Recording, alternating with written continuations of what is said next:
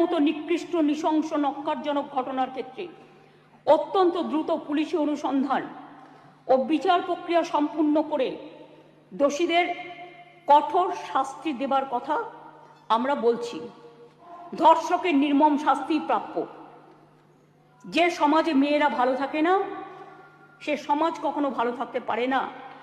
দ্রুত দোষীদের খুঁজে বার করার জন্য পুলিশ 12 ঘন্টা টাইম নিয়েছিল যে মেন অ্যাকিউজটাকে অ্যারেস্ট করবার জন্য, এবং 164 জনের একটা সাইবার ক্রাইম টিম তৈরি করা হয়েছিল সমস্ত খতিয়ে দেখার জন্য।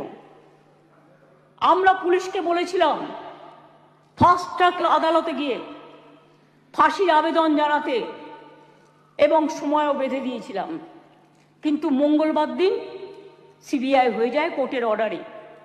আমরাও এখন we want justice from CBI. বিচার